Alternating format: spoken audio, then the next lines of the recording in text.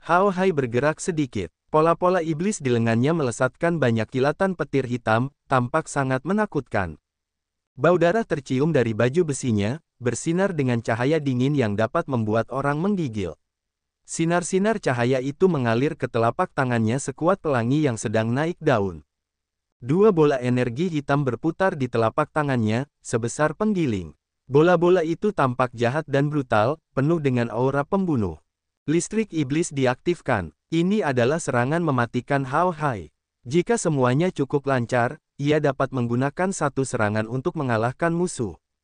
Ming Mei tersenyum cerah. Namun matanya sedingin es, menatap Si Yan sambil menunggu untuk melihatnya terluka parah. Hao Hai telah berlatih serangan ini untuk waktu yang sangat lama. Ia mempelajarinya dari menonton tarian hantu berdarah di gua hantu berdarah di lembah iblis. Ketika ditambahkan dengan kekuatan listrik iblis dari pola-pola iblis, semua tetua di lembah iblis harus mengagumi serangannya ini. Ming Mei tahu kekuatan serangan ini. Dia paham betul bahwa jika Hao Hai tidak benar-benar marah, dia tidak akan pernah menggunakannya dalam serangan pertama. Mari kita lihat apa yang akan kamu lakukan untuk melawan. Ming Mei mencibir dalam hati saat dia berpikir tentang apa yang harus dilakukan untuk memprovokasi Lin Yaqi setelah Si Yan dikalahkan. Lin Yaqi juga khawatir, wajahnya cemas. Dia tidak menyangka bahwa Hao Hai akan menggunakan serangan mematikan seperti itu. Sekarang, dia menyesal karena tidak memberitahu Si Yan dengan jelas betapa berbahayanya Hao Hai. Jika dia memberitahunya, Si Yan bisa menggunakan semua kekuatannya untuk melawan sejak awal. Dia pikir Si Yan akan merasa sulit untuk menangkis lawan sekarang. Lin Yaqi telah mendengar Ye Changfeng membanggakan keterampilan Si Yan berkali-kali, tetapi dia belum pernah melihatnya dengan mata kepalanya sendiri. Jadi, dia masih bersikap curiga terhadap pria itu. Bagaimanapun, Si Yan berasal dari laut tak berujung. Dia paham betul bahwa seni bela diri dan bakat para prajurit di sana jauh tertinggal dari para prajurit di Tanah Suci yang agung. Hao Hai berasal dari lembah iblis, orang kejam yang berhasil keluar dari 36 gua penghentian di lembah iblis. Para prajurit di lembah iblis harus bersaing satu sama lain dengan kejam. Yang kuat akan menang, dan yang lemah harus menerima kekalahan mereka. Murid-murid yang dapat keluar dari lembah iblis harus menginjak tubuh-tubuh berdarah yang tak terhitung jumlahnya setelah mereka merasakan beberapa jenis kekuatan jahat di 36 gua penghentian. Tidak terkecuali bahwa semua murid yang dapat melarikan diri dari lembah iblis menjadi objek untuk menerima pelatihan intensif dari lembah iblis. Dan, di masa depan, mereka juga akan menjadi orang-orang kunci lembah iblis. 36 gua penghenti lembah iblis menyembunyikan bahaya di setiap langkah. Tubuh dan tulang belulang pecundang memenuhi tempat itu, sementara beberapa jenis kekuatan jahat melayang di mana-mana. Dalam keadaan seperti itu, jika seorang prajurit ingin bertahan hidup, ia harus berurusan dengan sesuatu yang jauh lebih berbahaya daripada bertarung dengan para ahli. Dapat dikatakan bahwa daerah itu adalah neraka tempat para iblis tinggal. Hao Hai adalah salah satu prajurit yang telah berhasil membuktikan dirinya. Arus listrik iblis melesat seperti pesawat ulang-alik yang bergerak maju mundur, menenun perisai tanpa celah sekecil apapun yang dapat menutupi langit dan bumi. Perisai itu membentang dari atas. Hati Lin Yaqi terasa seperti digantung erat. Namun, Si Yan berdiri diam seperti gunung berusia 10.000 tahun. Matanya dingin dan brutal, dengan acuh tak acuh memperhatikan arus listrik iblis yang terjalin perlahan turun seperti sekelompok ular dari langit. Sudut mulut Hao Hai menggantung senyum dingin. Pria itu sudah selesai. Jika arus listrik iblis yang deras menutupinya seluruhnya, di antara prajurit tingkat yang sama, tidak ada yang bisa berhasil lolos dari serangan ini. Mereka hanya bisa terkikis sedikit demi sedikit. Hao Hai yakin. Namun, pada saat ini, banyak jejak kipas daun palem muncul di udara. Sosok Si Yan memudar, dan kemudian terbagi. Tak lama kemudian, ada 10 Si Yan, masing-masing tampak dingin dan kejam, mata mereka ganas dengan keinginan bertarung yang deras. Perubahan hantu. Perubahan 1000 tangan. Jejak tangan yang tak terhitung jumlahnya sebesar gunung kecil menumpuk di kehampaan dengan gemuruh menyerang setiap sudut. Bum bum bum. Mereka kemudian melihat arus listrik iblis yang dilepaskan Hao Hai hancur seketika. Banyak arus listrik hitam hancur dengan pukulan. 10 Si Yan menumpuk satu sama lain, bergerak cepat. Jejak tangan menjadi lebih tebal di langit, seperti hujan daun yang menutupi seluruh ruang. Gemuruh gemuruh gemuruh. Ledakan renyah bergema, saat ruang di antara mereka berdua meledak dengan guntur yang memekakkan telinga. Bau terbakar menyebar di udara. Tanah di bawah kaki Xian retak, saat batu-batu hijau berserakan di sana-sini. Lapangan latihan di sekitarnya sedikit berguncang, sementara genteng di atapnya berterbangan secara acak. Tak lama kemudian, hantu-hantu di langit itu mundur. Jejak tangan itu memudar seperti bayangan yang menghilang hingga menghilang sepenuhnya. Debu mengendap, situasi yang kacau menjadi tenang, dan lapangan itu sedikit demi sedikit menampakkan diri. Oh, Ming Mei menutup mulutnya, wajahnya ketakutan. Matanya melotot seolah-olah akan jatuh dari rongganya. Lin Yaqi terpukul. Dia tertawa terbahak-bahak karena sangat gembira. Dikelilingi oleh puing-puing, Xian berdiri diam di tempatnya seolah-olah dia tidak pernah bergerak. Wajahnya sedingin biasanya. Hao Hai berlumuran darah, gemetar dan hampir pingsan. Wajahnya muram dan menyeramkan. 2 tetesan darah hitam menetes di wajahnya yang tidak bisa dia kendalikan. Sepertinya dia dipukuli oleh banyak orang. Pakaiannya menjadi potongan-potongan kain, dan baju besinya rusak. Pola iblis di lengannya meredup, tidak ada lagi cahaya yang berkilauan, atau energi deras yang melonjak. Memar bekas tangan muncul di dada, lengan, dan perutnya, yang meninggalkan cekungan dalam di tubuhnya. Hao Hai gemetar, lalu jatuh. Cahaya ganas di matanya meredup saat dia pingsan. Ming Mei mengubah wajahnya, terbang dan menangkapnya. Dia mengangkat kepalanya, ketakutan melintasi matanya sebentar sebelum menghilang. Dia meletakkan Hao Hai di bahunya dan kemudian bergerak cepat, melarikan diri dari tempat kejadian. Para prajurit yang sedang berkultivasi di lapangan pelatihan di dekat sana menjulurkan leher mereka dari pintu dan menyaksikan pemandangan itu dengan takjub. Lin Yaqi memasang wajah tersenyum seolah-olah dia telah memenangkan hadiah besar. Dia terus terkikik karena dia lebih bahagia dari sebelumnya. Untuk 4 botol pelet jiwa asli, aku akan membantumu menghadapi 4 orang. Dia yang pertama. Xian mengerutkan kening, melirik Lin Yaqi saat dia memberitahu gadis itu. Dia tidak peduli dengan para prajurit di sekitarnya yang memperhatikan mereka, kembali ke ruang gravitasinya. Lin Yaqi melengkungkan ujung alisnya dan tersenyum sampai matanya menyipit, melihat ke arah umum tempat Ming Mei pergi. Setelah beberapa saat, dia berjalan ke ruang gravitasi dengan puas. Lembah Ramuan Roh. Di sebuah bangunan khusus untuk orang-orang dari Lembah Iblis, Feng Biao sedang bermain-main dengan manik iblis asli di tangannya sambil menjelaskan karakteristik jiwa yang mati. Feng Biao adalah seorang prajurit langit ketiga alam roh, seorang tetua lembah iblis di tanah suci yang agung. Dia juga seorang tokoh brutal yang terkenal. Berbaris di depannya adalah 5 orang muda. Mereka semua mengenakan pakaian yang indah, tetapi aura mereka suram dan eksentrik.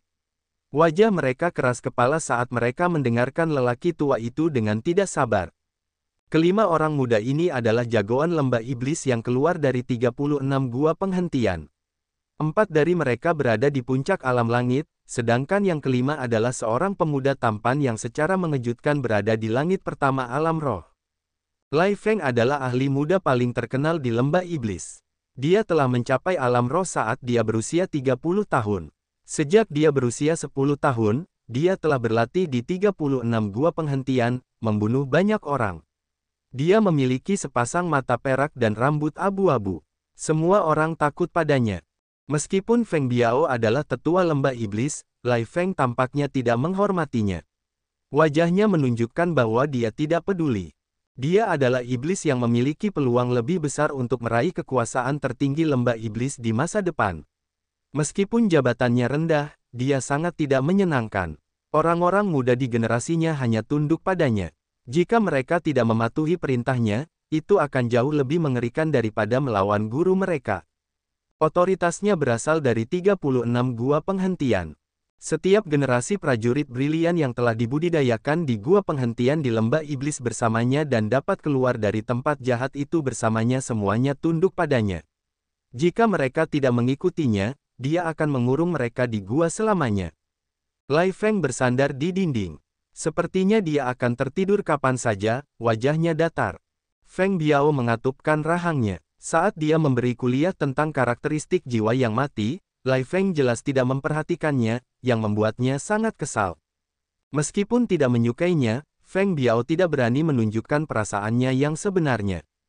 Lai Feng terlalu brutal dan kasar. Selain itu, dia adalah iblis. Di masa mendatang, dia pasti akan menjadi penguasa lembah iblis. Jika dia menaruh dendam pada Lai Feng sekarang, masa depannya tidak akan begitu cerah. Dia cukup memahami karakteristik Lai Feng. Jadi, meskipun dia merasa lebih kesal, dia tidak akan berani mengungkapkannya. Bang! Pintu dibanting terbuka. Feng Biao menjadi marah, berteriak dengan wajah muramnya. Apa yang kamu lakukan? Ming Mei menggendong Hao Hai dan menyerbu ke dalam ruangan, menangis dengan suara seraknya, "Tetua, tolong periksa Hao Hai. Aku khawatir dia tidak akan bisa bertahan lebih lama lagi. Itu sebabnya aku harus bergegas." Baik pria muda maupun tua dari lembah iblis di ruangan itu mengubah wajah mereka. Siapa yang melakukan itu? Feng Biao bertanya dengan wajah ganas saat dia langsung melompat ke Hao Hai dan memeriksa situasinya. Dia segera memasukkan banyak pelet ke dalam mulutnya dan segera membantunya menelannya. Kemudian, dia berteriak dingin, "Terluka parah. Jika kalian tidak datang tepat waktu, bahkan jika dia bisa pulih, dia akan tetap memiliki penyakit yang sulit diobati secara menyeluruh." Siapa yang melakukannya? Ming Mei tidak berani menyembunyikannya. Dia bergegas memberi tahu mereka semuanya secara terperinci. 1 lawan 1, pertarungan normal. Hao Hai hancur hanya dalam satu serangan. Wajah Feng Biao menjadi gelap. Dia mencoba menekan amarahnya, bertanya dengan gigi terkatup. Ming Mei mengangguk. Siapa yang mau mengambil kembali wajah lembah iblis kita? Feng Biao menarik napas dalam-dalam, bertanya dengan wajah dingin. Karena dia berani memprovokasi kita, dari manapun dia berasal, kita perlu menggunakan darah untuk mengajarinya. Feng Biao mengamati orang-orang yang hadir di ruangan itu. Lai Feng mencibirkan bibirnya, menunjukkan bahwa dia tidak tertarik dengan kasus ini. Cheng Ge, kamu satu tingkat lebih kuat dari Hao Hai.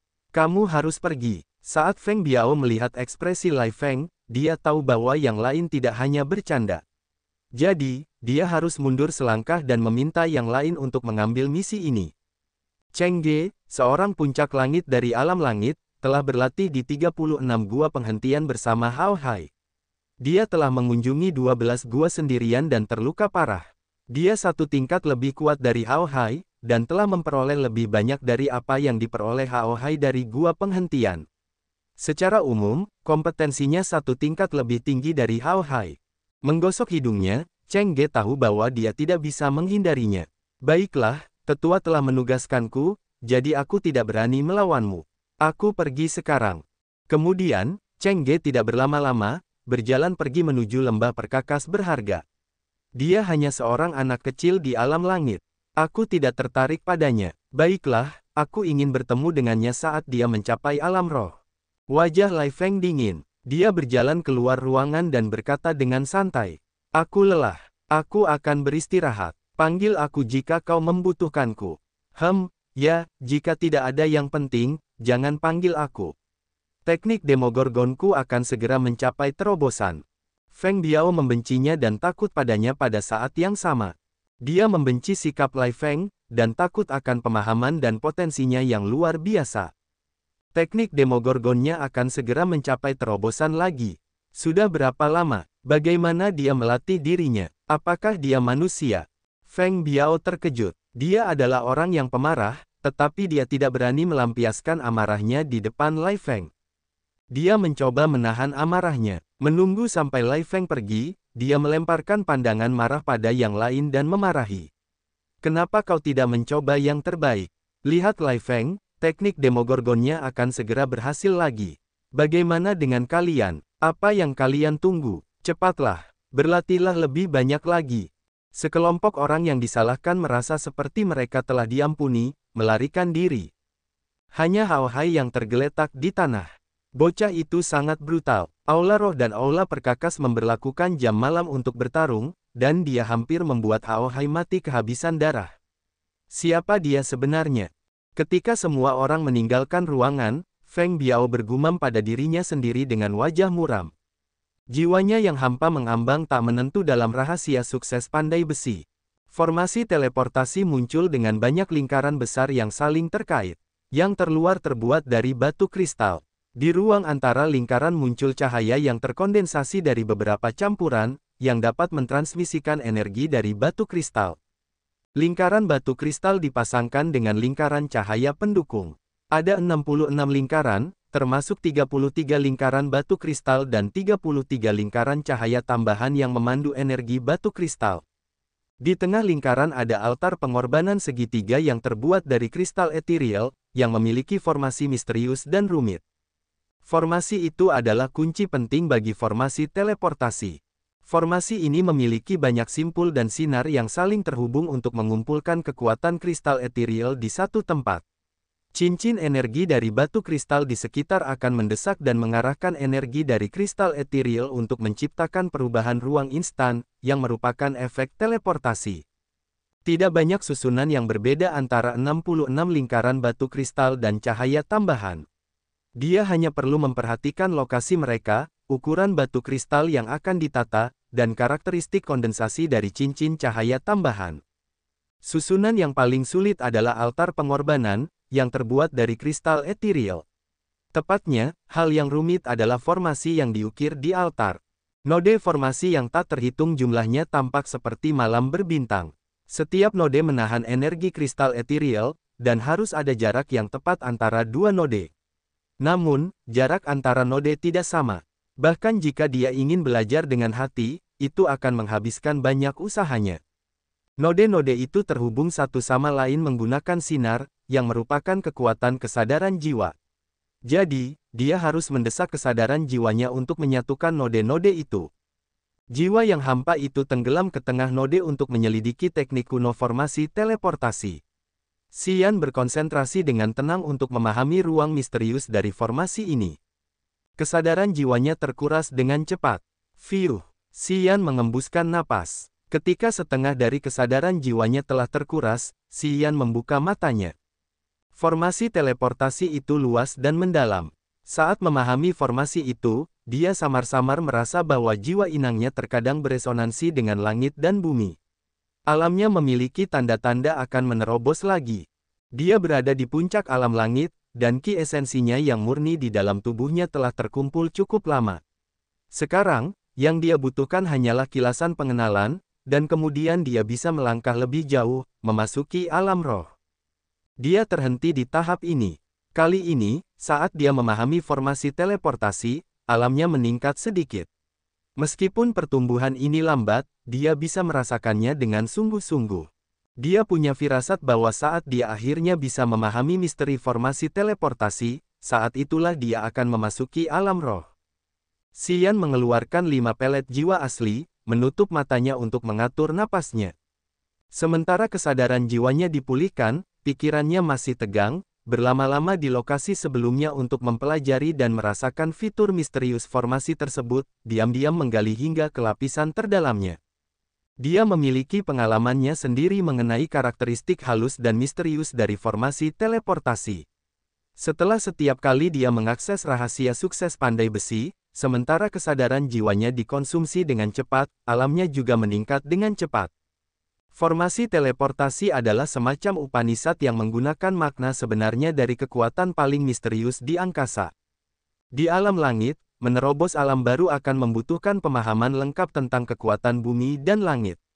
Tidak masalah jenis apa, tetapi yang penting adalah tingkat pemahamannya. Di tanah suci yang agung, para pejuang di alam langit dapat menggunakan berbagai jenis Upanishad untuk menerobos alam langit mereka. Namun, menggunakan pemahaman kekuatan angkasa dari formasi teleportasi untuk menerobos ke alam roh adalah preseden yang belum pernah didengar siapapun. Dari alam langit ke alam roh, menggunakan pemahaman kekuatan, dia dapat menerobos secara instan dengan pertumbuhan yang sangat luas. Pada saat itu, di alam roh, dia dapat menggunakan esensi makna mendalam kekuatan itu pada tingkat yang mendalam. Dengan kata lain, jika dia menggunakan misteri formasi teleportasi untuk menerobos ke alam roh, dalam waktu dekat, pemahamannya tentang kekuatan angkasa akan meroket ke tingkat yang tinggi. Di alam roh, kekuatan angkasa dapat menjadi sumber kekuatannya.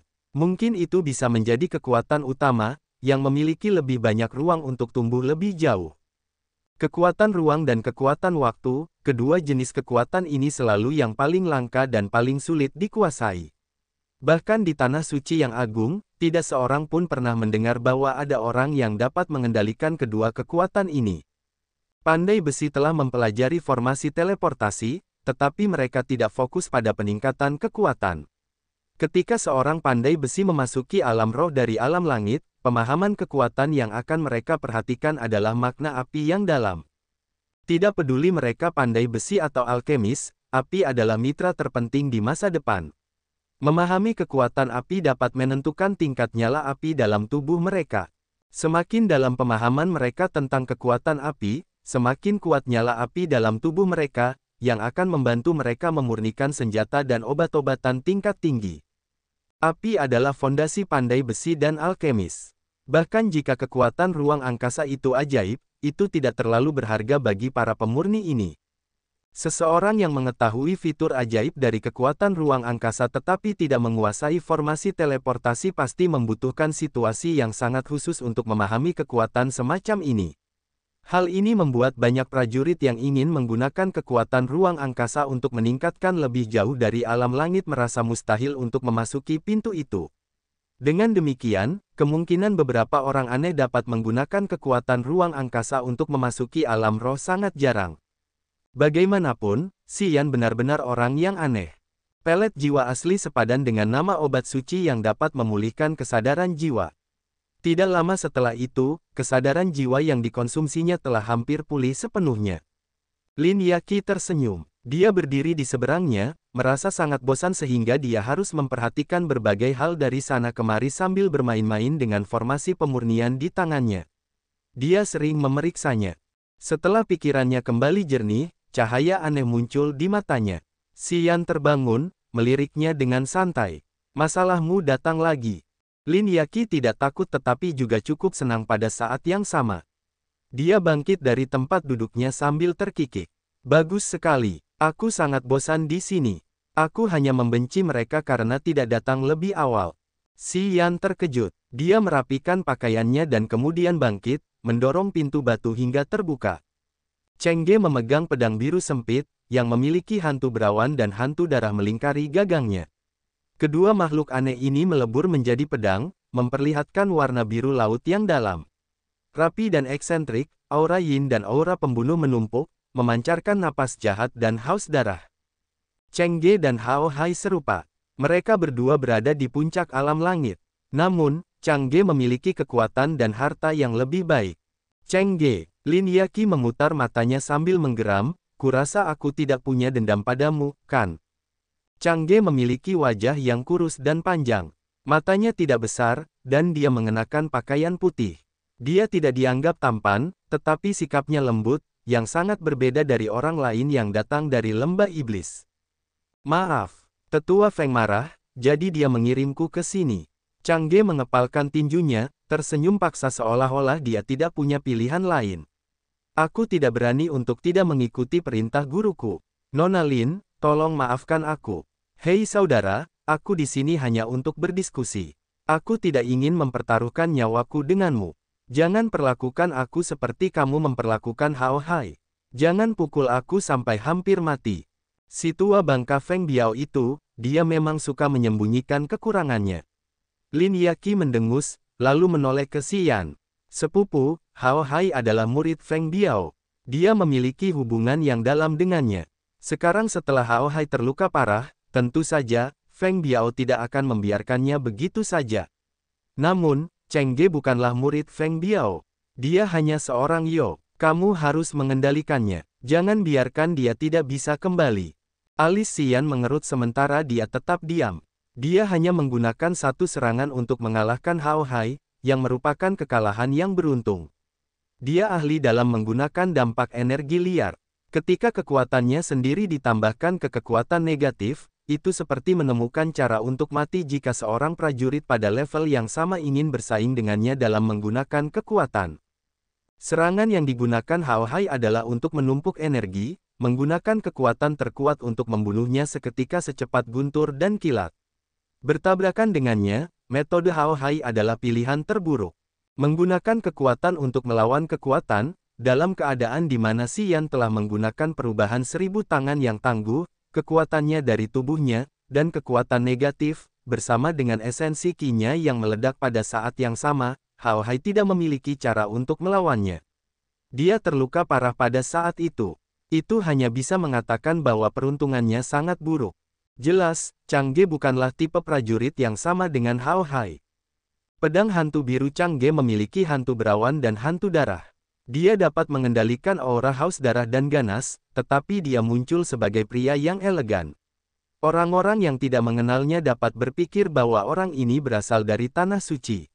Seluruh sikapnya memberi orang perasaan samar bahwa mereka tidak dapat menyelidiki identitas pria ini. Pria ini tahu cara menyembunyikan napasnya. Mungkin, dia bisa melayang dan bergerak cepat. Menghadapi lawan seperti ini, medan gravitasi adalah pilihan terbaik. Sementara Xian tetap diam, dia telah membangun 3 medan gravitasi yang tidak dapat dilihat orang normal, mengaturnya di sisi dan di belakang punggungnya, membiarkan bagian depannya tidak terlindungi. Jika Changge berlari ke arahnya dari depan, dia tidak akan bertemu dengan medan gravitasi. Dalam pertarungan tatap muka, Xian tidak takut pada siapapun. Jika dia menggunakan beberapa jenis teknik bergerak cepat dan menyerangnya dari 2 sisi atau dari belakang, itu akan sangat cocok untuk Xian. Begitu dia memasuki medan gravitasi, jika dia ragu-ragu sebentar saja, Xian akan memberi Changge kekalahan yang bahkan lebih buruk daripada Hao Hai. Tolong berbelas kasihlah, Changge mengepalkan tinjunya. Ketika kata-katanya memudar, dia menghilang. Wajah Xian berubah. Mengepalkan tinjunya, pukulannya seperti gunung saat menghantam tanah dengan keras dan arogan. Dor, serpihan batu dan debu berhamburan. Tanah sekarang menjadi cekungan tinju yang dalam, yang menarik perhatian. Teriakan rendah muncul dari bawah tanah. Swoosh! Pedang berkilauan dengan cahaya biru suram oleh hantu berawan, hantu darah, dan aura pembunuh menebas tanah, melintasi kehampaan. Cahaya biru dingin menusuk ke arah dada Xian. Puff! Bunga berdarah mekar di dada Xian sebesar ibu jari sementara darah menyembur keluar seperti sungai. Lin Yaqi ketakutan, menutup mulutnya karena takut. Terlalu cepat. Begitu Changge menghilang, tidak ada yang tahu bagaimana dia bisa masuk ke bawah tanah secepat itu, yang membuat semua medan gravitasi yang diciptakan Xian gagal. Cahaya pedang dibawa bersama dengan Yin Qi dan aura darah yang dapat menembus pertahanan kuat apapun tanpa terkalahkan. Orang-orang hanya melihat kilatan cahaya dan Xian terkena. Lukanya memiliki banyak sinar Yin Qi pada lukanya. Aura darah seperti serat laba-laba, mengikis pembuluh dan tendonnya dengan cepat. Rasa sakit dan mati rasa menyebar di seluruh tubuhnya. Aura beracun. Wajah Xian menjadi lebih gelap. Changge tampak lembut, tetapi dia ternyata sangat kejam. Orang ini pandai menyergap dengan bakat bersembunyinya. Dia bisa membunuh orang secara instan dalam satu serangan, dan bahkan senjatanya mengandung racun. Changge tampak ramah hanya untuk menyembunyikan serangan pembunuh instannya. Xian menarik napas dalam-dalam. Dia menjadi marah sekarang. Jika dia tidak memiliki Petrification Martial Spirit, dadanya akan bosan dengan serangan ini. Pada saat itu, bahkan jika dia tidak mati, dia akan terluka parah. Pada dasarnya, Changge tidak datang ke sini untuk membicarakan apapun. Ini menggunakan semua tindakan untuk menyergap dan membunuhnya. Teman, kamu cukup jahat. Aku memang mendapat pelajaran. Xian dengan cepat menenangkan diri. Matanya bersinar dengan cahaya dingin saat dia mengangkat alisnya. Kemarilah, sobat. Ming Mei datang lagi. Di bawah naungan pohon di samping ruang gravitasi, dia berdiri di sana dengan wajah puas dan tersenyum. Dia sangat bersemangat. Changge memang tidak mengecewakannya. Dia pantas menyandang nama prajurit yang paling mengerti penyergapan di generasi ini. Hanya dengan satu serangan, dia telah melukai Xian dengan parah. Ini pasti akan menyelamatkan muka lembah iblis. Prajurit yang tinggal di lapangan pelatihan di dekat sana muncul dalam diam. Mereka menyaksikan pertarungan di sana dengan penuh minat. Changge adalah ahli muda dari generasi baru di lembah iblis. Banyak orang di sini mengenalnya. Mereka berdiskusi dengan riuh satu sama lain dan menebak kapan Xian akan kehilangan perlawanannya. Lin Yaqi bingung. Dia berteriak, Changge pandai menyelinap. Jangan jatuh ke dalam perangkapnya. Xian melengkungkan bibirnya. Tubuhnya yang berotot perlahan melayang hingga dia berada sekitar 30 meter dari tanah. Dia memiringkan kepalanya untuk melihat ke bawah. Cheng Ge bisa menyembunyikan dirinya di bawah tanah. Variabel ini di luar perkiraannya, yang membuatnya membayar harga yang mahal. Jika dia tidak memiliki tubuh yang kuat, dia akan kalah dalam satu serangan. Lembah Iblis tetaplah lembah iblis. Mereka yang berasal dari 7 faksi lama bukanlah buah kesemek yang lembut. Kekalahan muda Hao Hai membuatnya meremehkan yang lain. Namun, melalui serangan balik Cheng He, dia mengerti bahwa dia tidak boleh meremehkan 7 faksi kuno, yang telah berdiri kokoh di Tanah Suci yang agung selama 10.000 tahun. Cheng Ge tidak terburu-buru menyerangnya lagi karena dia bersembunyi di bawah tanah. Melepaskan kesadaran jiwanya, Xian mulai mencari di bawah tanah, tetapi dia tidak dapat menemukan posisi Cheng Ge. Pria ini benar-benar pembunuh siluman yang lebih berbahaya daripada Hao Hai. Bahkan di bawah indera Xian, dia masih bisa bersembunyi. Meskipun kesadaran jiwanya tidak sepenuhnya murni, cara dia menggunakan kesadaran jiwanya jauh lebih mendalam daripada prajurit biasa. Ini berkat Upanisad jiwa dari klan Suara Iblis. Di daerah terlantar itu, dia telah mempelajari banyak teknik khusus menggunakan kesadaran jiwa dari Upanisad jiwa klan Suara Iblis. Teknik pencarian jiwa adalah teknik jiwa rahasia klan Suara Iblis. Menggunakan kesadaran jiwa sebagai jaring, ia meluas ke segala arah, lalu perlahan mundur untuk melihat makhluk apapun dalam jangkauan kesadaran jiwa. Namun, teknik pencarian jiwanya tidak dapat menemukan Cheng Ge. Ini berarti pria ini memiliki sesuatu yang istimewa untuk menyembunyikan kesadaran jiwanya. Karena dia tidak dapat menemukan Cheng Ge, dia tidak terburu-buru untuk mengambil tindakan, hanya menunggu Cheng Ge menunjukkan dirinya. Orang-orang jagoan yang pandai menyembunyikan auranya tidak akan berlama-lama di satu tempat, mereka akan selalu bergerak. Dia mengerti bahwa Cheng Ge tidak akan berhenti, tetapi terus mengubah lokasinya terus-menerus sambil mengumpulkan energi untuk mempersiapkan serangan yang lebih mematikan.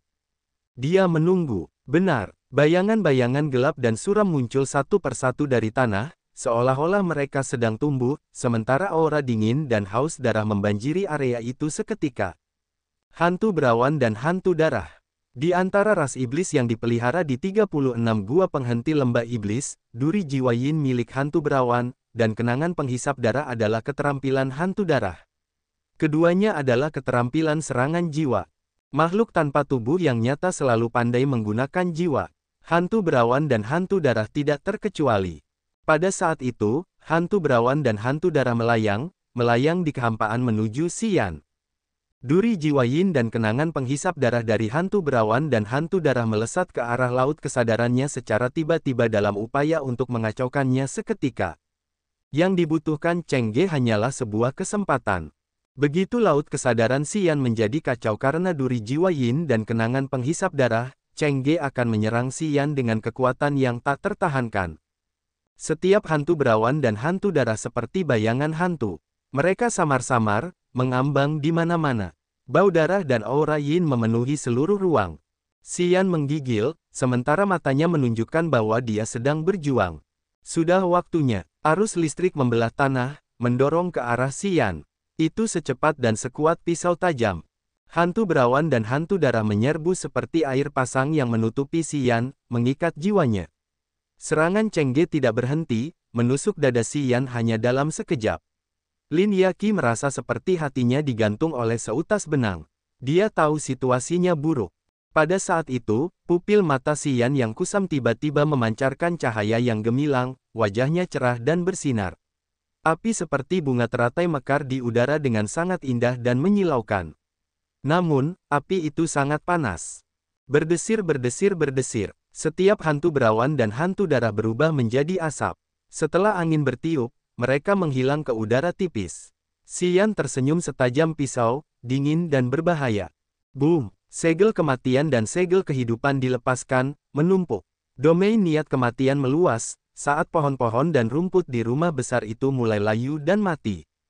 Titik-titik cahaya dingin meledak seperti kembang api, terbang kemana-mana seperti bintang-bintang yang hancur di langit. Segel kematian dan kehidupan memiliki banyak titik cahaya dingin.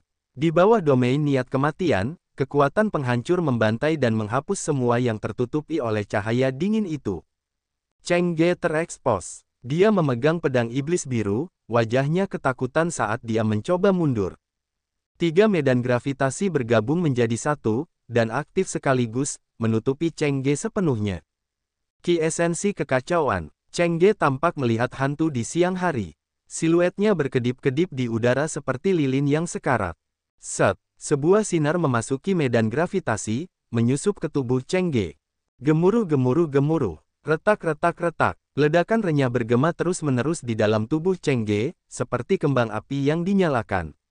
Di dalam medan gravitasi, Cheng Ge berguling seperti bola, tubuhnya berlumuran darah.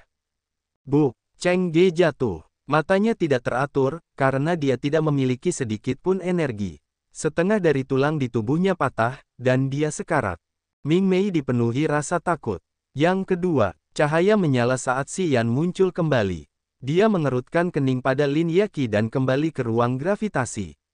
Lin Yaqi menjatuhkan rahangnya saat dia dipukul, tidak dapat memahami apapun. Cheng Ge dikalahkan seperti itu. Itu hanya kekalahan yang membingungkan. Tidak seorang pun tahu apa yang telah terjadi. Mereka hanya berpikir bahwa Cheng Ge telah membuat kesalahan besar selama pertempuran dan telah kehilangan kendali atas tubuhnya. Hanya Cheng Ge yang tahu bahwa dia tidak melakukan kesalahan apapun, tetapi terseret ke medan gravitasi yang merenggut kendali tubuhnya. Namun, dia tidak dapat berbicara karena dia pingsan. Ming Mei jatuh ke dalam ketakutan yang mendalam. Melihat Xi Yan menghilang ke dalam ruangan, dia menangis panik, memutar matanya ke arah Lin Yaqi dan kemudian menggendong Cheng Ge di punggungnya, terbang menjauh. Cheng Ge terluka parah, bahkan lebih parah dari Hao Hai. Hao Hai memiliki luka di kulit dan dagingnya, sementara Cheng Ge mengalami patah urat dan tulang, yang sangat sulit diobati. Lembah ramuan roh. Ketika Ming Mei menyeret Cheng Ge yang sekarat ke arah Feng Biao sangat marah. Luka Cheng Ge sangat parah sehingga meskipun ia bisa memulihkan tulangnya, itu akan meninggalkan gejala sisa. Nantinya, akan sulit baginya untuk mencapai alam yang lebih tinggi. Lagi pula, ia tidak memiliki roh bela diri abadi. Wajah Feng Biao menjadi lebih ganas setelah merasakan pemuda itu untuk beberapa saat. Mendengarkan Ming Mei bercerita, ia tiba-tiba berteriak, "Lai Feng!" Lai Feng masuk dengan wajah muram. Ia hendak meledak tetapi ketika ia melotot ke arah Cheng Ge, ia berseru ketakutan. "Apakah kau perlu aku menjelaskan lebih lanjut?" Feng Biao menggerutu. Lai Feng mengangguk, menjawabnya dengan tenang, "Aku mengerti." Petik 2. Hubungan antara dirinya dan Cheng Ge sangat baik. Ketika mereka berada di 36 gua penghentian, Cheng Ge adalah adik laki-lakinya yang paling gigih. Dia juga teman baik yang langka. Bahkan jika dia tidak peduli dengan gengsi lembah iblis, karena mereka adalah teman, dia tidak bisa hanya berdiri dan menatapnya. "Aku ingin dia mati." Feng Biao mengatupkan rahangnya seperti binatang buas. "Kamu tidak perlu repot-repot dengan jam malam di Aula Roh dan Aula Perkakas. Kali ini, aku ingin melihat tubuhnya. Jika ada konsekuensi buruk yang terjadi, aku akan menanggung semuanya." Lidah merah Lai Feng membasahi bibirnya. Mata sipitnya seperti mata ular berbisa. "Tenang saja, aku akan menyeret tubuhnya ke sini." Setelah mengatakan itu, Lai Feng menghilang seperti embusan angin. Ming Mei tersadar, mengejarnya dengan takjub. "Mari kita lihat bagaimana kamu mati kali ini," pikir Ming Mei dengan nada bermusuhan. Di depan ruang gravitasi, lebih dari 10 prajurit lembah perkakas berharga berdiskusi dengan tenang sambil menatap ruangan itu dengan wajah kagum dan hormat. Pertarungan antara Xi Yan dan Cheng Ge telah menyebar ke seluruh lembah perkakas berharga secepat petir. Banyak prajurit yang tidak melakukan apapun menjadi heboh mendengar berita ini. Mereka berkumpul di sini dengan penuh minat. Semua orang tahu bahwa lembah iblis itu tangguh. Pertama, Xi Yan telah memukuli Hao Hai, lalu dia menghancurkan tulang-tulang Cheng Ge. Perbuatan jahat seperti itu lebih kejam daripada lembah iblis. Orang-orang yang punya nyali untuk memprovokasi otoritas lembah iblis semuanya berasal dari 7 faksi kuno. Namun, bahkan jika dia berasal dari 7 faksi kuno, dia seharusnya tidak melakukan perbuatan yang mengerikan seperti itu. Siapa dia? Mengapa dia berani melakukannya? Orang-orang itu tidak bisa tidak memikirkan penglihatan itu. Semua memasang wajah gembira, menunggu kejadian berikutnya terjadi. Semua orang tahu bahwa lembah iblis tidak akan membiarkan hal-hal berlalu begitu saja seperti itu. Mereka juga tahu bahwa ada sejenis iblis bernama Lai Feng di antara para jagoan muda lembah iblis yang datang ke sini kali ini. Kekuatan dan karakteristik brutal Lai Feng terkenal di seluruh tanah suci. Di utara lembah perkakas berharga, di area eksklusif Sekte Dewa Bercahaya, sederet talenta tampan tengah mendengarkan tetua Suemu berceramah tentang ciri-ciri jiwa yang telah meninggal. Tiba-tiba, teriakan kaget terdengar dari luar. Suemu mengerutkan kening, melirik ke sana sementara kesadaran jiwanya bergerak, mendengarkan dengan penuh perhatian. Seorang pemuda melukai Cheng Ge dan Hao Hai dengan parah. Perbuatannya brutal. Kita akan mengadakan pertunjukan yang bagus sepertinya.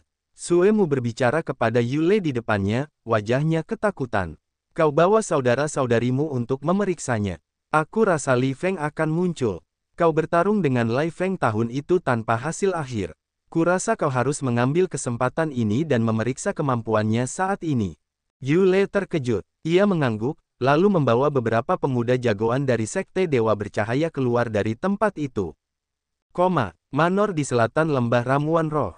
Tetua Yalai dari Tanah Suci bertindak sama dengan Suemu saat ia menugaskan kebanggaan Tanah Suci, Luo Yue.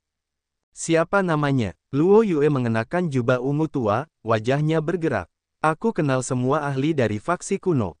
Ia bisa melukai Cheng Ge dan Hao Hai, jadi ia seharusnya tidak hanya menjadi orang tak dikenal. Aku belum pernah mendengar tentangnya sebelumnya. Mungkin dia orang baru. Yalai menggelengkan kepalanya, menunjukkan bahwa dia juga tidak mengenal pria itu. Luo Yue terkejut, lalu mengangguk dan berkata, aku akan pergi ke sana dan melihatnya. Beberapa jagoan dari generasi baru Tanah Suci mengikutinya. Berita itu menyebar dengan cepat. Tidak lama setelah itu, semua prajurit di lembah perkakas berharga dan lembah ramuan roh menerima berita yang menggemparkan ini. Mereka mulai memenuhi ruang di depan ruang gravitasi Xian. Ratusan prajurit seperti awan belalang, memenuhi ruang di depan ruang gravitasi. Perang besar siap dimulai. Ruang gravitasi. Lin Yaqi khawatir, berbicara dengan nada lembut. Tinggalkan lembah perkakas berharga. Kau tidak bisa tinggal di sini. Hao Hai gagal, lalu Cheng Ge gagal. Lai Feng pasti akan mengambil tindakan. Xian duduk bersila dengan acuh tak acuh. Dia sedikit membuka matanya lalu mengerutkan kening. Lai Feng. Siapa dia? Yang terkuat di generasi ini di lembah iblis. Dia berada di langit pertama alam roh. Orang-orang memanggilnya iblis. Pria ini sangat jahat dan gila sehingga jika dia merasa kesal, dia akan membantai habis-habisan, kata Lin Yaqi dengan wajah serius. Xian mengangguk, biarkan dia datang. Setelah dia mencapai langit ketiga alam langit, kepercayaan diri Xian melimpah. Meskipun dia tidak terlalu sombong, itu membantunya untuk tidak takut pada para pejuang alam roh, terutama mereka yang hanya satu alam lebih tinggi darinya. Alam roh dan alam langit berada satu alam yang sama jauhnya. Kesenjangan antara kedua alam itu seperti kanal yang dalam dan luas bagi para pejuang biasa. Namun, dia tidak termasuk di dalamnya. Sebagai pria yang memiliki tiga jenis roh bela diri yang berbeda, fisik yang kuat, dan kemampuan untuk mendesak energi negatif, dia memiliki banyak trik. Bahkan jika dia harus bertarung dengan para prajurit alam roh, dia tidak terlalu takut. Karena makhluk-makhluk aneh seperti iblis perang, raja serangga iblis, api dingin es, api bumi, dan dewa roh kudus bersamanya, dia tidak perlu khawatir tentang hidupnya. Jadi, dia menjadi sedikit cemas. Lawannya hanya memiliki basis kultivasi alam roh. Apakah dia memiliki kekuatan yang bertentangan dengan tatanan alam? Lin Yaqi cukup tidak puas dengan sikapnya. Dia terus bergumam dan memohon padanya untuk pergi, wajahnya khawatir. Kemana harus pergi? Xian tidak bisa menahan senyum. Saat ini, pegunungan jiwa mati adalah tempat yang berbahaya. Begitu aku meninggalkan lembah ramuan roh dan lembah alat berharga, dan memasuki pegunungan yang penuh dengan jiwa-jiwa yang mati, aku akan mati lebih cepat. Meskipun Lai Feng sangat hebat, apakah dia berani membunuhku? Dia berani. Lin Yaqi tergesa-gesa. Sudah kubilang, dia orang gila. Jam malam di lembah perkakas berharga dan lembah ramuan roh dapat mencegah yang lain, tetapi tidak dia. Xian tertegun. Dia ragu-ragu sejenak dan kemudian berbicara dengan wajah sedingin es, jika dia berani, aku selalu bisa menunjukkan kepadanya betapa berbahayanya aku. Xian tidak takut dengan lembah iblis. 7 faksi kuno itu kuat tetapi mereka tidak memiliki hubungan apapun dengannya. Dia sendirian di tanah suci yang luas ini. Dia hanya perlu menemukan tempat rahasia dan bersembunyi di sana. Bahkan jika kekuatan 7 faksi menyebar di setiap sudut, mereka tidak dapat melacaknya. Dia tidak khawatir, tidak ada beban atau apapun yang dapat mengikatnya. Paling-paling, dia bisa pergi begitu saja. Lin Yaqi telah menasihatinya untuk waktu yang lama tanpa hasil yang positif. Tentu saja, dia menjadi marah dan berteriak. Dia melompat, mencoba menyeretnya keluar dari tempat itu, memaksanya untuk pergi. Namun, pada saat ini, mata Xian menjadi cerah. Dia menghindari Lin Yaqi dan mendorongnya menjauh. Lin Yaqi marah, wajahnya cemas. Yang kamu bicarakan datang. Di luar ruang gravitasi, banyak prajurit yang tinggal di lembah alat berharga dan lembah ramuan roh telah berkumpul di sini, ratusan dari mereka. Kebanyakan dari mereka adalah murid tanah suci di alam langit. Beberapa dari mereka memiliki basis kultivasi alam roh. Namun, para ahli di alam roh itu semuanya sudah tua. Mereka bersembunyi di antara kerumunan, menonton acara tersebut. Ada 3 pengecualian, Lai Feng, Yule, dan Luo Yue. Mereka adalah generasi ahli baru dari lembah iblis, sekte dewa bercahaya, dan tanah suci. Di bawah perawatan intensif dan banyak bahan kultivasi, ditambah bakat bawaan mereka, mereka telah mencapai alam roh dengan mudah. Bakat langka yang diberikan Tuhan. Ketiga orang ini terkenal di seantero tanah suci. Tidak peduli generasi sebelumnya atau generasi baru yang muda dan tampan, mereka semua mengenal ketiga orang ini. Yule dan Luo Yue membawa saudara-saudari mereka berdiri di depan ruang gravitasi dengan wajah penuh minat. Lai Feng telah tiba lebih awal. Dia tidak terburu-buru, dan hanya duduk bersila di luar ruangan, memejamkan mata dan menunggu sesuatu. Ming Mei berdiri di belakangnya, matanya tajam namun berseri-seri saat dia mengamati ruangan. Dia tidak tahu apa yang sedang ditunggu Lai Feng. Lama kemudian, Lai Feng perlahan bangkit, penampilannya yang santai dan tampan bergoyang saat dia meninggikan suaranya. Temanku di sana, apakah kamu sudah cukup santai? Aku Lai Feng dari lembah iblis. Kurasa kamu sudah tahu aku di sini. Aku tidak ingin banyak bicara. Aku datang ke sini kali ini untuk melihat kekalahanmu. Selama kamu mengakui kekalahanmu, mengatakan bahwa kamu menyerah setelah melihatku, Lai Feng, aku tidak akan membuat ini lebih besar. Ternyata dia sedang menunggu bocah nakal itu pulih. Semua orang terkesima. Yule dan Luo Yue tampak meremehkannya, menggelengkan kepala mereka dengan aneh seolah-olah mereka mengira Lai Feng hanya munafik. Dia adalah seorang pejuang alam roh dan sekarang dia ingin menyusahkan seorang pejuang alam langit. Bahkan jika dia menunggu sampai dia pulih, untuk apa itu? Bisakah celah antara kedua alam itu dibuat hanya dengan penyesuaian napas? Lai Feng benar-benar datang. Lin Yaqi ketakutan. Xian berdiri dan dengan tenang menendang pintu hingga terbuka. Kemudian, dia muncul di hadapan ratusan orang. Menyerah setelah melihatmu. Xian merasa geli saat dia menggelengkan kepalanya.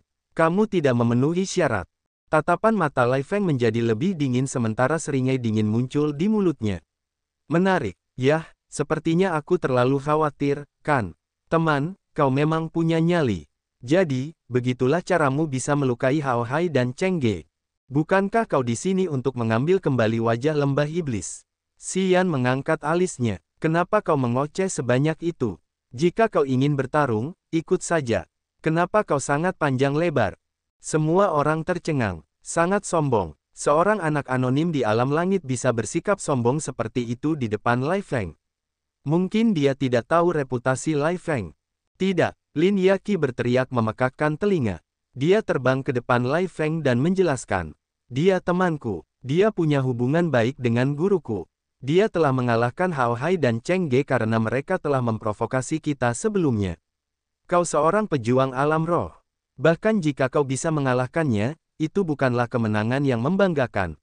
Aku tidak peduli apa yang orang lain pikirkan tentangku. Wajah Lai Feng tampak menyeramkan. Ia tersenyum, tetapi matanya sedingin ruang es. Yang kupedulikan adalah sikap pria ini padaku. Ledakan. Hembusan angin kencang menggulung Lin Yaqi seperti tali besar, mengikat dan menyeretnya keluar dari medan pertempuran. Kau begitu terus terang, jadi aku tidak boleh bertele-tele. Lai Feng tertawa keras, menarik Lin Yaqi menjauh saat ia melangkah ke Xian. Badai itu menerjang, menyebabkan malapetaka. Bila angin kuning tajam itu sebesar daun willow yang jumlahnya ribuan, menggelinding deras ke arah Xian. Di dalam badai bila angin itu, sinar cahaya ungu merah yang jahat memanjang tanpa suara, selembut kapas namun kaku.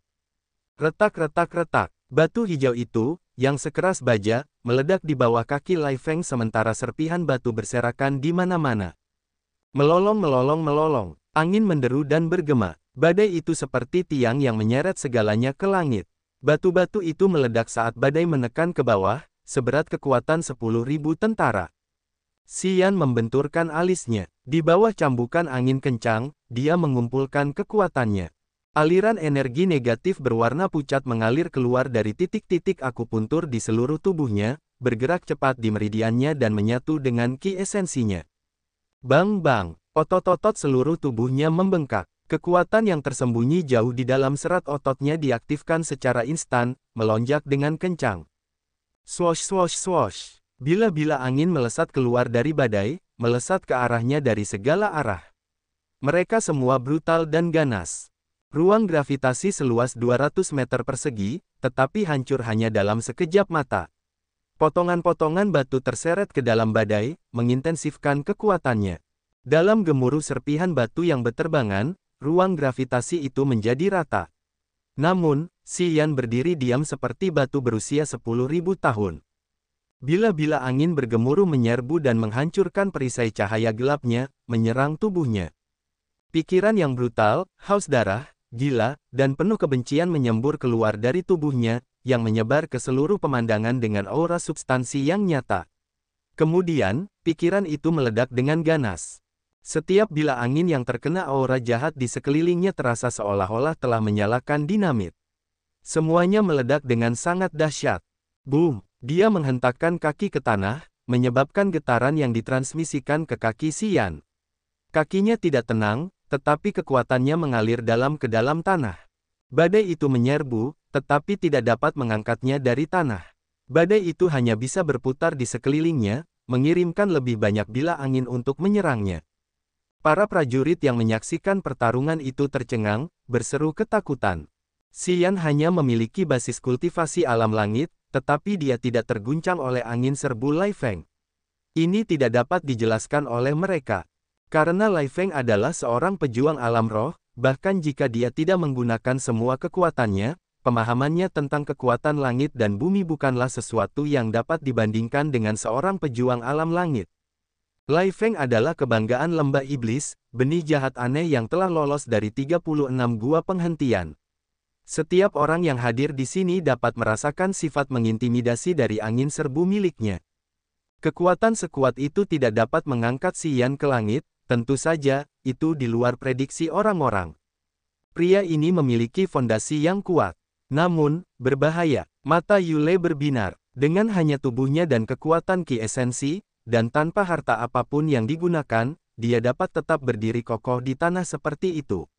Itu bukan sesuatu yang dapat dilakukan orang normal. Lumayan, tidak buruk sama sekali. Para pria dan wanita muda dari Sekte Dewa Cahaya yang berdiri di samping Yule semuanya terkejut. Mereka mulai berdiskusi dengan riuh, wajah mereka tampak gembira. Asal mula bumi, ini adalah resonansi antara tubuh dan bumi. Hanya para pejuang yang ahli dalam menggunakan kekuatan bumi yang dapat mencapai alam ini.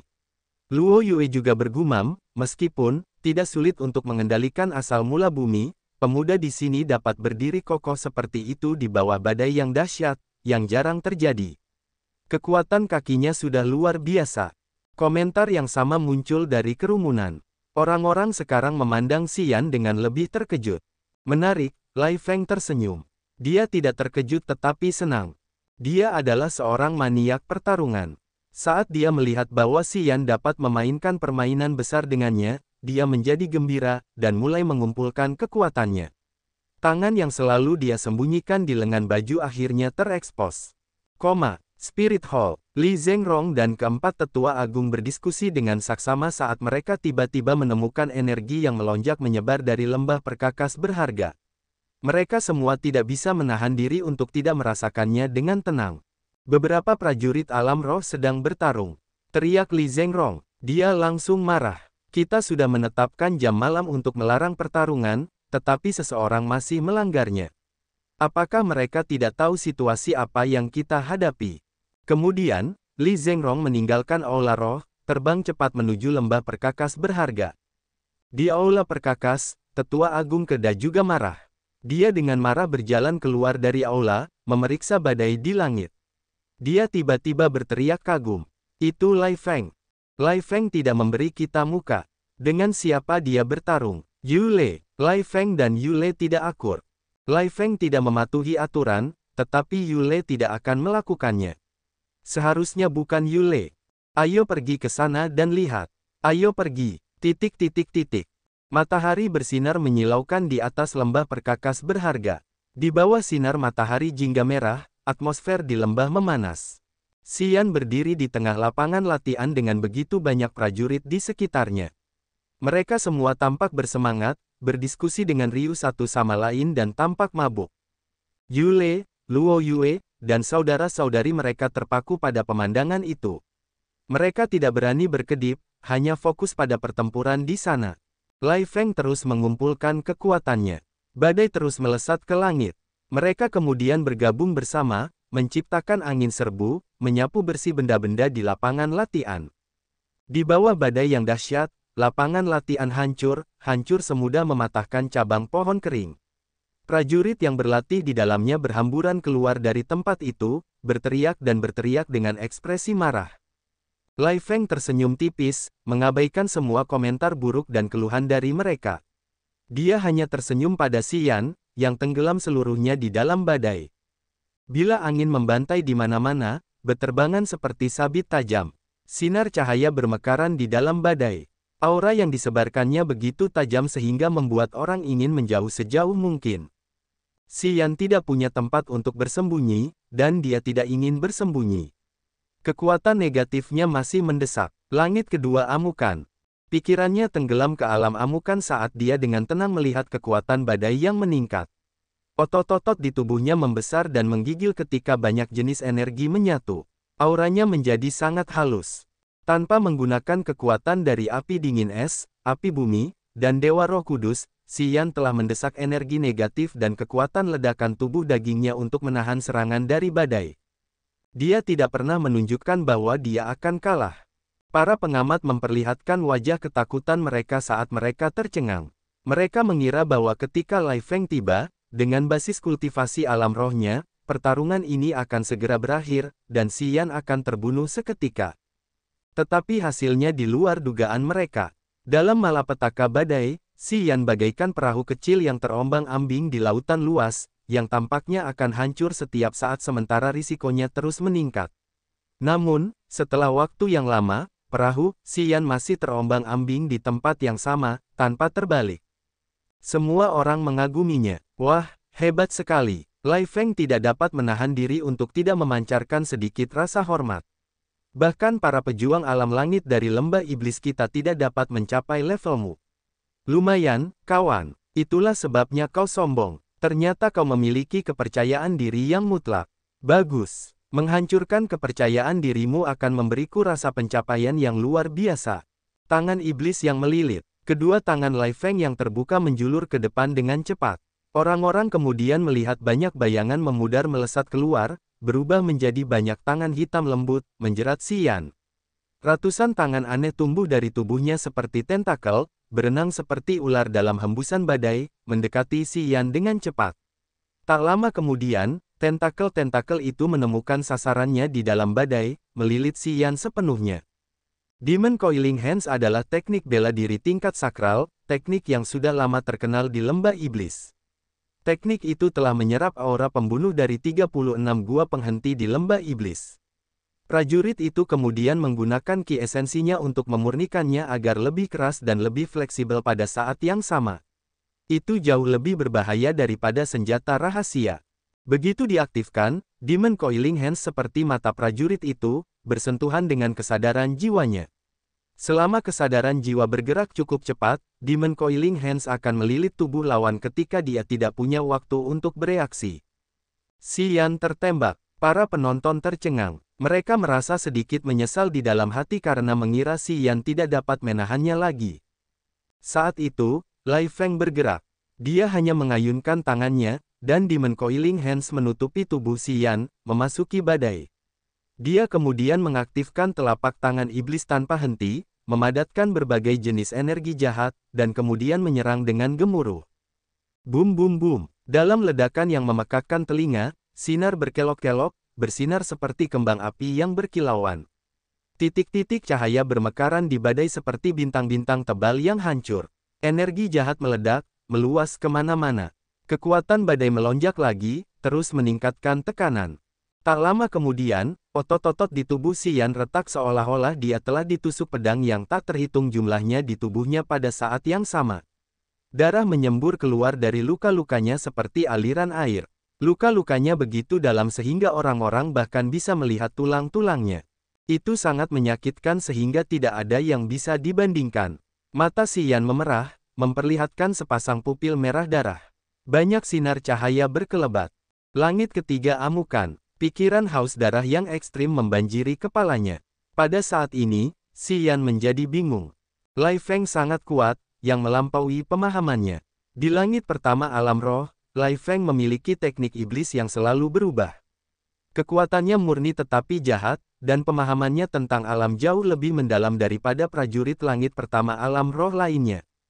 Ketika Lai Feng benar-benar mendesak semua kekuatannya dan batas yang dapat dicapainya, dia bahkan dapat menghadapi para ahli langit kedua alam roh.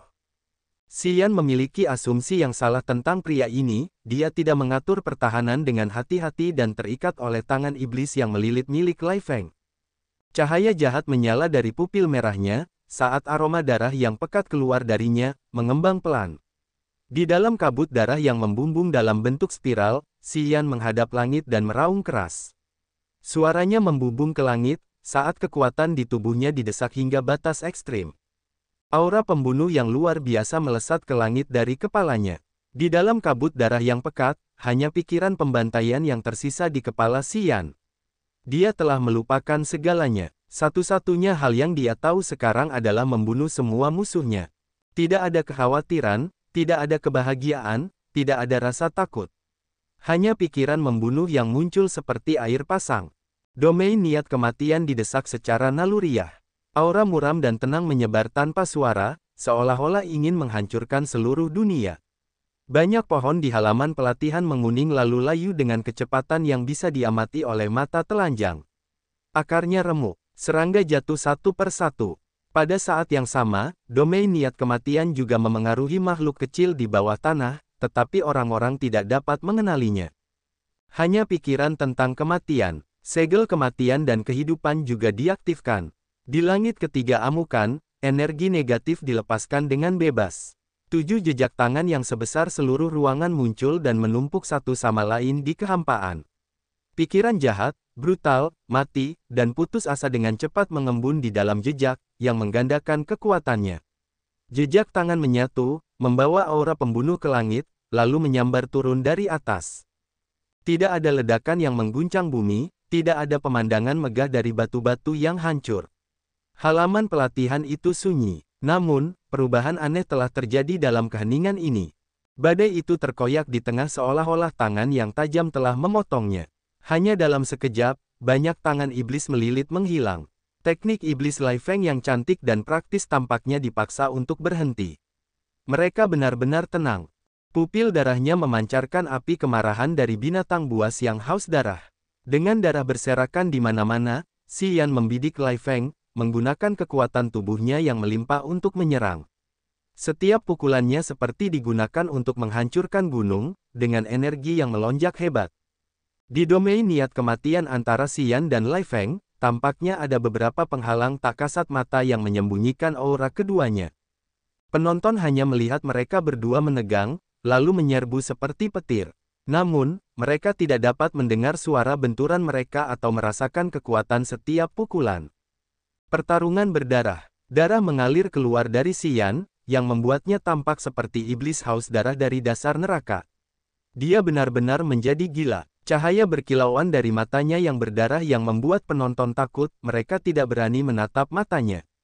Lai Feng juga terpengaruh. Kekuatan dalam tubuhnya tertahan. Prestasinya di alam roh tampaknya terseret ke jurang kematian, karena kepercayaan dirinya digerogoti sedikit demi sedikit. Lai Feng mengaktifkan semua kekuatannya. Banyak teknik iblis yang telah ia kembangkan dengan sangat baik muncul lapis demi lapis. Cahaya iblis yang seperti hantu meluas dengan sangat besar. Serangan yang dapat membuat orang pusing muncul terus-menerus. Kekuatan bertemu kekuatan. Kedua siluet itu saling terkait, meledak bersama-sama dengan liar. Cahaya memercik seperti bintang jatuh. Berkilau dan megah, mereka memukau orang-orang. Lai Feng tidak menyadari bahwa tubuhnya sekarang berlumuran darah. Selain itu, tidak ada yang tahu apakah ini darahnya atau darah Xian. Semakin banyak Lai Feng bertarung, semakin tercengang dia. Dia tidak pernah berpikir bahwa seorang anak di alam langit dapat menggunakan kekuatan untuk menahan kekuatannya. Selain itu, dia belum pernah melihat tubuh manusia bisa menjadi ganas dan kuat hingga tingkat itu. Banyak jenis teknik yang telah diberikan selama ribuan tahun di lembah iblis menghantam Xian seperti menghantam batu paling padat di dunia. Suara benturan logam bergema terus-menerus. Kekuatan tubuh Xian membuatnya merasa seperti sedang bertarung melawan boneka batu, bukan tubuh manusia. Bagaimanapun, dia bisa mengabaikan fitur ini. Fitur yang paling menakutkan dari pria ini adalah kemampuan pemulihannya. Di dalam lapangan, dia bisa melihat dengan jelas bahwa tubuh Xian dipenuhi luka. Namun, selama pertarungan, dia melihat luka-luka itu menutup dan kemudian pulih. Luka-luka itu pulih selama pertarungan. Apa yang terjadi? Lai Feng tidak bisa mempercayai matanya sendiri. Jika dia tidak melihat semua luka Xian pulih, dia akan berpikir bahwa dia berhalusinasi. Sayangnya, dia tahu itu bukan ilusinya. Itu semua nyata. Selama pertarungan, tubuh lawannya pulih dengan cepat, dan kompetensi bertarungnya tidak terlalu melemah dari awal hingga akhir. Sebaliknya, tubuhnya terluka parah, dan dia berdarah. Lambat laun, dia merasa tidak berdaya. Di dalam Dead Intent Domain, keinginannya terkikis. Kepercayaan diri yang sebelumnya tidak terguncang mulai memudar. Ini adalah pertama kalinya Lai Feng menemukan bahwa di Tanah Suci Agung, ada seorang pria di alam langit yang dapat melawan putra-putra dewa yang sombong di alam roh seperti mereka. Penemuan ini seperti palu yang memukulnya dan mencekiknya. Pertarungan masih berlanjut. Para pengamat tidak dapat melihat banyak petunjuk dari domain niat kematian. Semua kekuatan di dalamnya berputar, tidak mengungkapkan bentuk aslinya. Selain itu, mereka tidak dapat mendengar benturan yang memekakkan telinga, tetapi hanya dua siluet yang samar-samar. Li Zhenrong dan Keda tiba ketika pertarungan mencapai puncaknya. Mereka mendarat dengan wajah meringis. Guru, Lin Yaqi memanggil dengan lembut. Wajahnya cemas saat dia berjuang di bawah pengekangan seluruh tubuh dari penghalang angin. Li Zhenrong mendengus, lalu memukul penghalang yang dibuat oleh Lai Feng. Dia menarik Lin Yaqi ke sisinya dan bertanya, apa yang terjadi? Lai Feng bertarung dengan Xian. Lai Feng memiliki basis kultivasi alam roh, sementara Xian hanya memiliki basis kultivasi alam langit ketiga.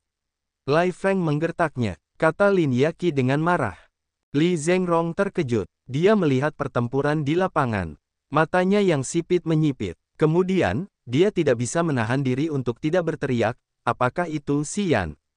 Lin Yaqi mengangguk terus-menerus seperti ayam yang makan nasi. Ketika dia tiba, Li Zhenrong berasumsi bahwa lawan Lai Feng akan menjadi seseorang yang setingkat dengannya seperti Yule atau Luo Yue.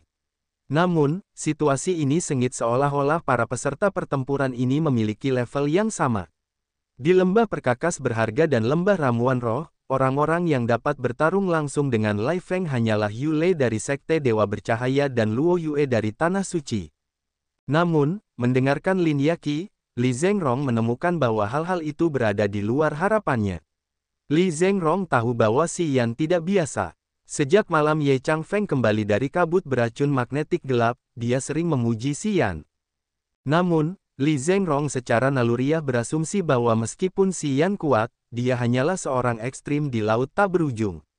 Jadi, ketika dia datang ke Tanah Suci yang agung, levelnya tidak cukup untuk berada di daftar peringkat. Tetapi sekarang, dia tahu bahwa dia jelas-jelas meremehkan pemuda itu.